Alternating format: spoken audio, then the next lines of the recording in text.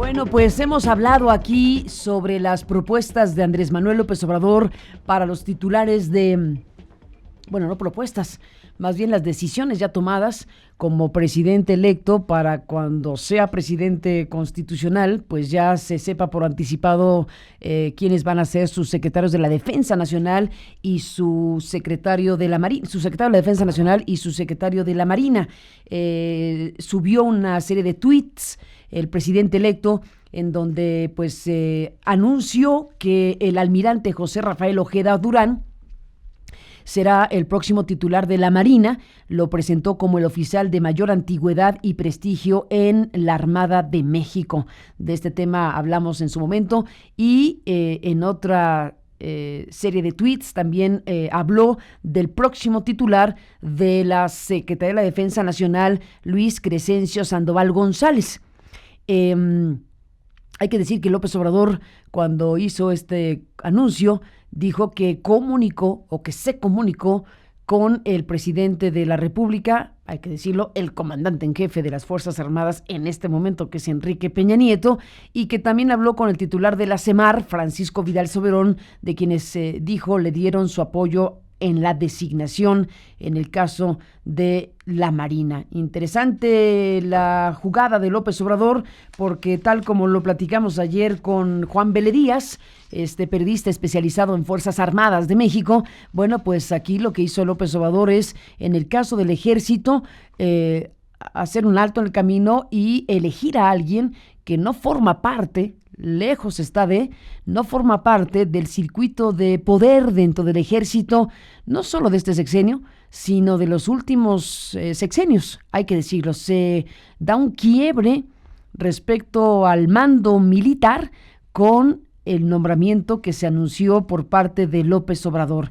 En el caso de la Marina, también lo comentaba Vélez Díaz, hay una mayor sintonía con lo que ha sido el grupo de poder, digámoslo así, en la Secretaría de Marina, y el nombramiento en ese sentido está más en la tesitura de los que han ejercido este mando pues en los últimos años. En el Ejército sí hay un quiebre, mucho más claro. En el Ejército sí hay una situación que muchos expertos están analizando milimétricamente por lo que significa precisamente la decisión de Andrés Manuel López Obrador en la materia.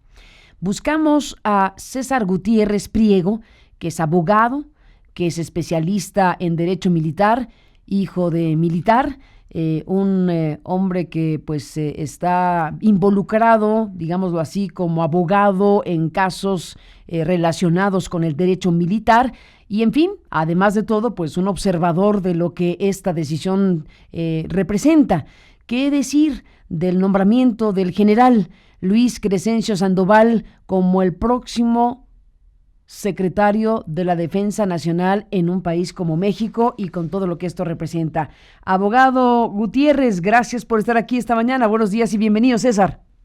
Buenos días, Carmen. Antes que nada, quiero felicitarte a ti, quiero felicitar a Radio Centro, a Aristegui Noticias, por darnos la oportunidad a todos de que regresen a la radio abierta y que podamos escuchar a la mejor periodista del país, de todas las personas que a lo mejor no tengan la oportunidad de hacerlo por medio del internet.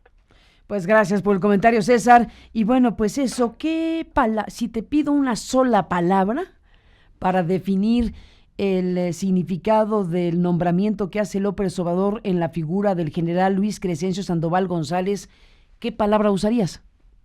Perfecta, Carmen. ¿Por qué? ¿Perfecta decisión? Sí, ¿Esa es la palabra que usarías? Perfecta. Sí, caray. Sí. Y te voy a explicar el por qué considero que es perfecta. Al presidente electo le quisieron imponer quién iba a ser el sucesor del secretario de la Defensa. Lo quisieron de alguna forma enredar diciéndole que se tendrían que cumplir con ciertas características y tradiciones que se llevan a cabo en la Secretaría de la Defensa Nacional. Lo que pasa es que se les olvida que el presidente también tiene asesores que conocen muy bien el medio militar y sabía, no sé si recuerdas, en una entrevista o mesa de debate que tuvimos contigo hace cerca de un mes, que te comentaba que la mayoría de los generales se encontraban en campaña en ese momento y que eran 24 posibles sucesores del secretario de la Defensa. Y curiosamente el único que no estaba haciendo campaña fue el general Crescencio Sandoval González y fue el elegido del presidente electo. ¿Y eso para ti es perfecto? Sí, ¿por qué, Carmen? Nos hemos dado cuenta que los últimos secretarios de la Defensa, desde Ernesto Zedillo, que fue en 1994, que fue el general Enrique Cervantes Aguirre, han seguido una línea de sucesión de poder que el que es el secretario de la Defensa da una terna y el próximo presidente tiene que escoger sobre esa terna de gente allegada a él que pertenecen a la plana mayor de la Secretaría de la Defensa y que es gente de toda su confianza, lo cual de alguna forma le garantiza el no tener ningún problema al momento en que termine su periodo como secretario de la Defensa. Y nos hemos podido dar cuenta que muchos de esos generales incluso siguen apareciendo en muchos actos oficiales, siguen siendo asesores del secretario de la Defensa que se encuentra en funciones en el momento y siguen manteniendo una cuota de poder que hace que el ejército siga teniendo la misma línea de trabajo que no ha convencido ni al interior del ejército ni al exterior del ejército. Creo yo que el presidente electo está buscando más un militar que sea un buen soldado que un militar que se dedique a andar haciendo política, y creo que buscó y encontró de forma perfecta el perfil de la persona que estaba buscando. Ahora, el tema aquí es que tú dices, fue elegido alguien que no estaba haciendo campaña, que no estaba en el circuito, estos 24 generales, y esos 24 generales forman parte de un grupo, de una franja de poder dentro del ejército, y este que nombran no, ¿o cómo es? Lo que pasa es que lo que es la plana mayor de la Secretaría de la Defensa, llámese general secretario, general subsecretario, oficial mayor, contralor, forman parte de lo que es la plana mayor, ¿no? Es la gente más allegada al secretario de la Defensa. Incluso hace poco escuchamos en las noticias de que se retiró al director de la Fuerza Aérea por posibles situaciones de filtración de información al presidente electo, ¿no?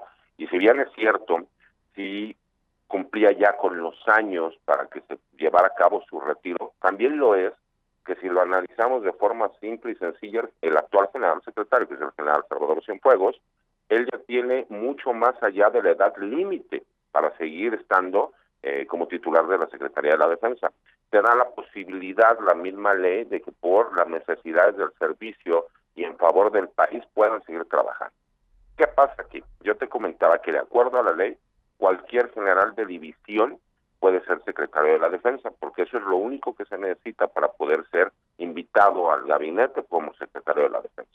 El general Sandoval, a mi punto de vista, no se consideraba ni siquiera como un posible candidato, aunque por ley se estableciera, porque simple y sencillamente acaba de ascender a general de división el año pasado.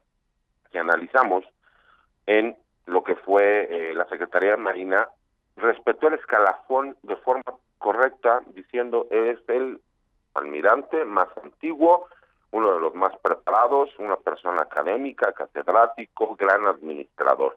En la Secretaría de la Defensa lo hizo totalmente distinto. ¿Por qué? Porque lo que quería el grupo de poder actual que se encuentra en la Secretaría de la Defensa Nacional era seguir ostentando el poder. Y ahí es donde viene la parte importante, Carlos. Esta famosa cofradía de poder viene desde el general Enrique Cervantes Aguirre, y todos los secretarios de la Defensa que han seguido han sido gente que ha pertenecido al grupo de trabajo de él, y él a su vez pertenece al grupo de trabajo que estuvieron en la ayudantía del general Marcelino García Barragán, quien también fue secretario de la Defensa, y gran parte de ellos estuvieron haciendo sus carreras en el Estado Mayor Presidencial. No es coincidencia, creo yo, que el presidente electo tenga conocimiento, porque tiene un excelente asesor en esos temas que le explica exactamente cómo se llevan a cabo las cosas dentro de la Secretaría de la Defensa. ¿El asesor que mencionas es el general Audomaro? Es correcto, Carmen. Y también recordemos que se encuentra el general Gallardo, ¿no? El cual lo recordamos porque tuvo un problema legal muy grande hace algunos años, en tiempos de Enrique Cervantes Aguirre, porque él propuso la figura de un ombudsman militar y no fue muy bien visto en su momento al interior del ejército. Audomaro Martínez Zapata, bueno, ciertamente en público se ha visto que es un general muy cercano a Andrés Manuel López Obrador, y tú dices asesor de López Obrador para esta decisión, al final de cuentas, que significa, entre otras cosas, o de manera principal, César Gutiérrez Priego, el fin de lo que sería el ejercicio de un poder transeccional, así te entiendo, interpreto, del general Cervantes Aguirre. Así es, Carmen, así es. Y en Yo los invitaría al próximo secretario de la Defensa que revise los contratos de adjudicación y venta de armamento hacia la Secretaría de la Defensa Nacional para que se den cuenta quiénes son los dueños de esas empresas. Has dicho, César, cosas muy importantes. Por lo pronto que a pesar de que hubo una muy fuerte presión dentro del propio ejército para que el presidente de la República electo hoy pues tomara una opción en el entorno de ese grupo que ha dominado el mando y el ejercicio del mando como cabeza de la Secretaría de la Defensa Nacional en los últimos 25 años, 24 años, y has identificado al general Cervantes Aguirre como la figura principal de todos estos lustros, y esto sería el punto de quiebre para la llegada de alguien que no estaría en este circuito de poder dentro del ejército. Tal cual lo decía ayer Juan Velerías, bueno, pues aquí da la idea, César, de que Andrés Manuel López Obrador dijo, muy bien, los escucho, háganme una propuesta de una terna, y en el fondo era, háganme una propuesta de terna para que no sea ninguno de los 3, ni de los 24, en pocas palabras, César. Es correcto, Carmen, es correcto. En eso andamos, y has dicho que el general Audomaro Martínez Zapata pues fue y es una figura de influencia muy importante en López Obrador para esta decisión trascendente por lo que significan las Fuerzas Armadas en México. Así es, Carmen. Mira, el gallo realmente del presidente electo, como todos lo recordamos, era el general Audomaro. Él, desde un momento, desde que él anunció su posible gabinete, cuando él era todavía candidato, dijo que a la Secretaría de la Defensa iría el general Audomaro. Y ese famoso grupo de poder de la Secretaría de la Defensa le dijeron, señor presidente, usted puede invitar a colaborar a la persona que usted quiera, pero el general Audomaro, no importa que esté retirado, porque la ley no te contempla que tenga que estar en el activo o retirado. Lo que contempla es que tiene que ser un general de división. Y aunque el general Audomaro es un general de división, él consiguió el grado por cuestiones de retiro. Él, cuando estaba en el activo, era general de brigada, y ese fue el pretexto que manejaron para decirle que él no podría ser. Obviamente el presidente, bien asesorado por este general que es su asesor, tomó la decisión y dijo, perfecto, vamos a cumplir con las reglas de la sucesión de la Secretaría de la Defensa, pero que no tenga nada que ver con ese grupo de poder. ¿Por qué? ¿Cuál es la única Secretaría de Estado que no importa las auditorías y maneja de forma discrecional el presupuesto? La Secretaría de la Defensa Nacional.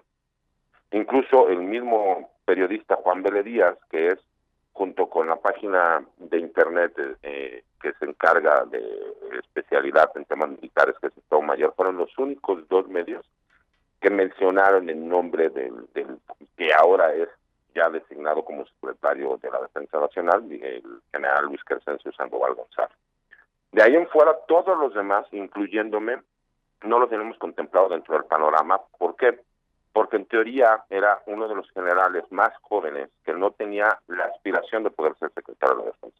Pero el mismo Juan Velerías tiene una serie de reportajes y de investigaciones que hablan de constructoras, ventas de armas, que tienen que ver desde el sexenio de Enrique Cervantes Aguirre y cómo se han ido llevando de forma sexenio tras sexenio, y no ha habido ningún problema respecto a la utilización de empresas externas a la misma secretaría, las cuales no son auditados, no importa que tenga un sobreprecio, no importa de dónde se adquirieron las armas. Ahí tenemos el problema de las armas que adquirieron de Alemania, que terminaron, tuvieron que ver en el conflicto en Guerrero, y una serie de situaciones que en vez de realizar investigaciones, lo que hacen es aquel que denuncia inmediatamente, mejor a esa persona la procesamos para cuidar la integridad y el buen nombre de la Secretaría de la Defensa. Creo que el presidente estuvo bien asesorado, creo que le explicaron cuál era el problema que se sigue, porque si se utilizaba una persona de ese mismo grupo de poder, la forma de trabajo en la Secretaría de la Defensa seguiría siendo la misma. Y creo que él consideró que necesitaba un militar con un perfil más de trabajo, que aparte está perfectamente bien preparado. Como lo dijo correctamente Juan Mele Díaz, es de los pocos militares, o tal vez el único, que tiene formación en el extranjero, que tiene que ver con cuestiones de paz a nivel internacional en conflictos armados. Y eso es lo que busca el señor presidente, un perfil de un militar que venga a trabajar y que no venga a hacer política y que no venga a enriquecerse a él y al grupo allegado a él. ¿Sugieres, pides o planteas, César Gutiérrez Priego, que se revisen las contrataciones y las empresas involucradas en estos últimos 25 años? Por supuesto, Carmen. ¿Por qué? Yo te aseguro. ¿Por qué? A ver, precisa más, César. ¿Por qué? Porque esas mismas investigaciones periodísticas, porque como bien lo platicamos en alguna ocasión, Carmen, contigo, es mucho más fácil que por una investigación periodística, que por una investigación por las autoridades, se dan a conocer realmente los desfalcos y las situaciones. Ahí está la estafa maestra. Tuvo que ser una investigación periodística la que la llevó a cabo. Es increíble, y te voy a poner un ejemplo claro. Hubo un par de constructoras que pertenecían a los hijos de dos generales, uno de Enrique Cervantes Aguirre y otro del que era director de la Policía Judicial Federal en aquel entonces, que ellos construyeron todas estas banderas monumentales que vemos el día de hoy, con presupuesto de la Secretaría de la Defensa Nacional y con sobreprecios. Esa investigación lo hizo Juan Mele Díaz hace algún tiempo en la revista Proceso, y él sabe el tiempo y los años que le llevó a cabo poderla llevar a cabo. Incluso fue acto de molestia en su momento para estas personas, y puso incluso en la integridad física de Juan Mele Díaz en problemas. Y así como ese caso te puedo platicar de muchos. Te voy a poner un ejemplo muy claro. Todos aquellos militares que por medio de convenios se van a trabajar a los gobiernos de los estados para brindar el apoyo que se necesita por la inseguridad, ¿sabías tú que los gobiernos de los estados tienen que pagarle una cantidad de dinero a la Secretaría de la Defensa con el pretexto de que ese dinero se necesita para el movimiento de tropas? Yo puedo entender esa parte.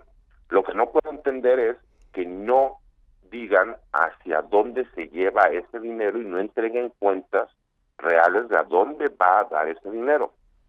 Y por eso nos quejamos de que los gobiernos de los estados y los gobiernos municipales no tengan policías preparadas, pero si el presupuesto que tienen para las policías lo tienen que utilizar para pagarle a los soldados para que vayan a los gobiernos de los estados y los municipios a brindar protección y tener que ver con lo que es la seguridad pública. Entonces, pues obviamente, ¿dónde va a salir el dinero para preparar a los policías?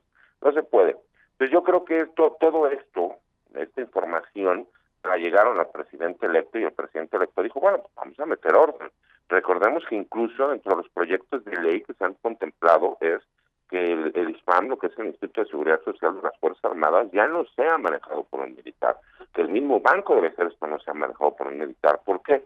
Porque lo que necesitan es transparentar los gastos y que exista rendiciones de cuentas y no quede todo adentro del mismo grupo de poder ya manejado por 24 años la Secretaría de la Defensa Nacional.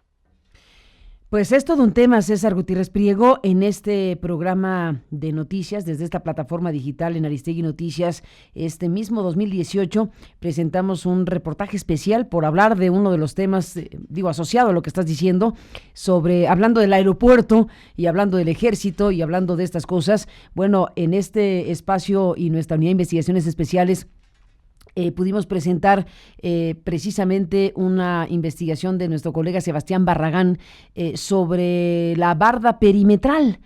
Solamente la barda perimetral que está construyendo el ejército mexicano, y que hay un conjunto de situaciones muy irregulares, solo por dar una, que se encareció 89% la barda del nuevo aeropuerto que se está construyendo, y efectivamente es necesario que, independientemente de la discusión de si Santa Lucía y Texcoco y cuál de las dos convence más a la sociedad mexicana y si va a participar la sociedad mexicana masivamente en la consulta o qué va a suceder, bueno, todo eso es una parte importantísima para las próximas horas, pero para efectos de, más allá de la idoneidad de Santa Lucía o Texcoco por muchas variables, más allá de si se queda o no Texcoco, sí es necesario que el próximo gobierno se detenga y revise el tema de las contrataciones, el tema de lo que en torno al mega negocio del aeropuerto pues ha sucedido o puede estar sucediendo, y me detengo ahí porque tú estás hablando en general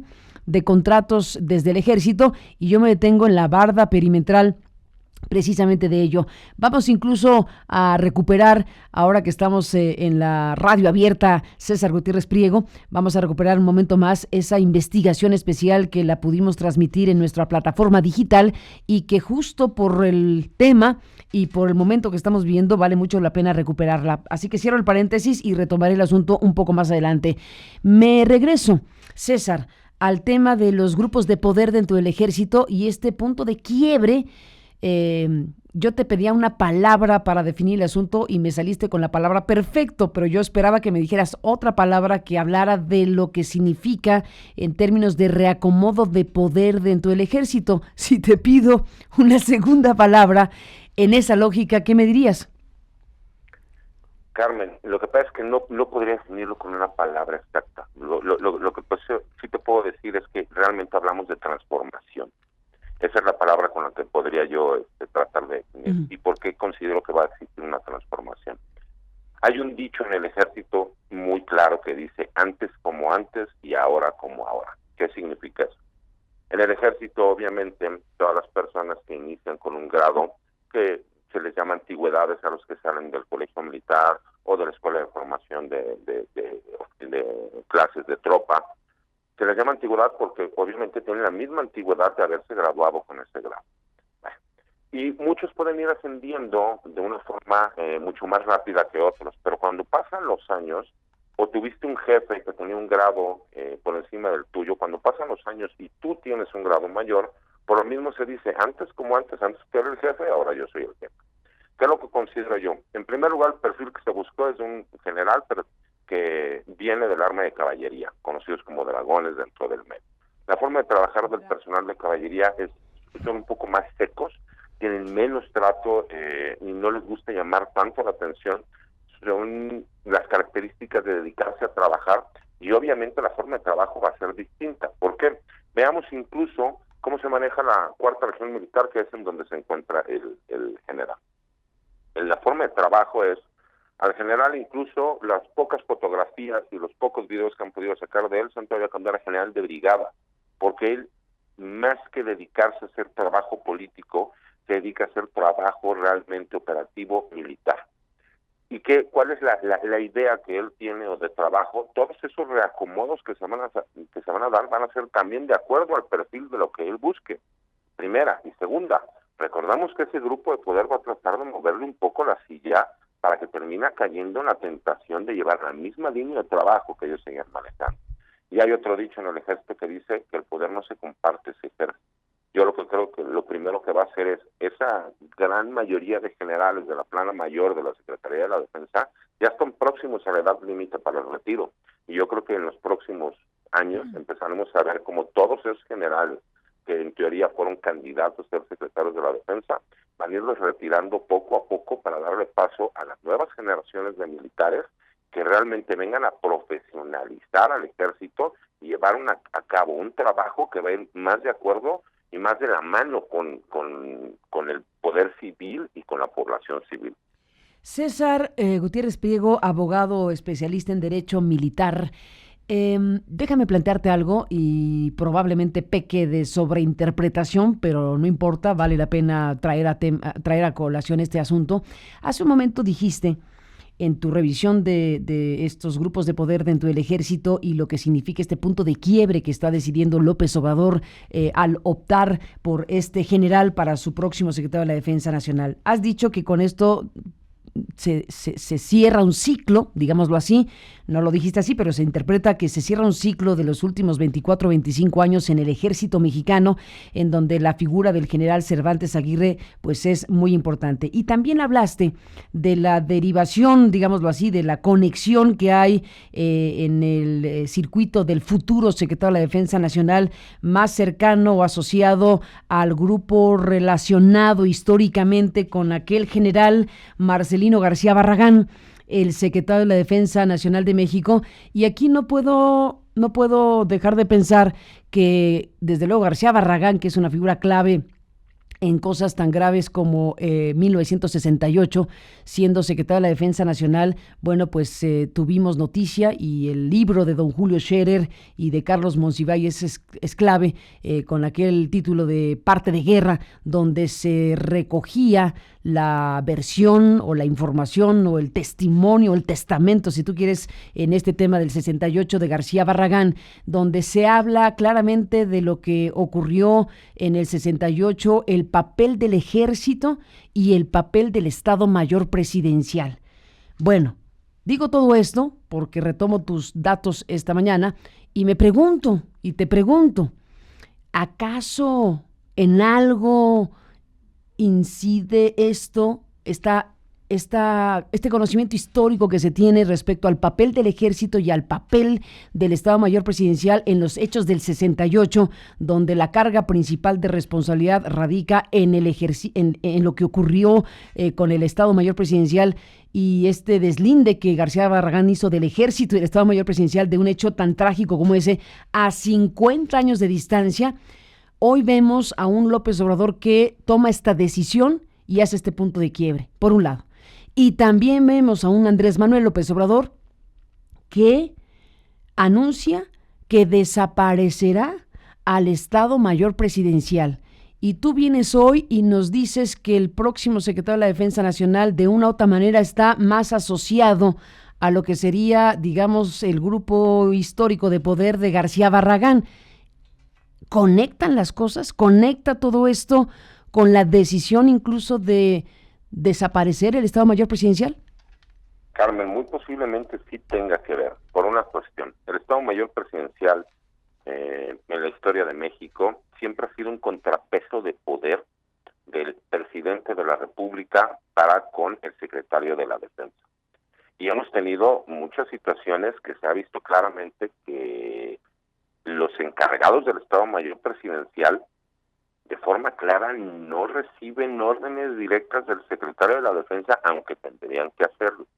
Y nuevamente, regresando a esa misma ideología, la carrera, por ejemplo, del general Enrique Cervantes Aguirre la hizo como ayudante en el Estado Mayor Presidencial, en la ayudantía del general Marcelino García Barragán, donde de forma increíble tuvo ascensos meteóricos en un par de sexenios, de repente de capitán terminando a coronel, y de coronel luego a general de división.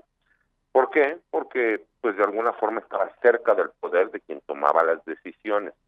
Y esa es una parte que incluso al interior del ejército no gustó mucho en muchos de los casos, porque llegaban generales de división que toda su carrera hicieron su currículum en una oficina, y cuando llegaba el momento de salir a la calle a ostentar el mando de tropas, ese mando de tropas obviamente no lo desconocían, y la forma de trabajo que tenían no era una forma de trabajo que beneficiara a las operaciones militares.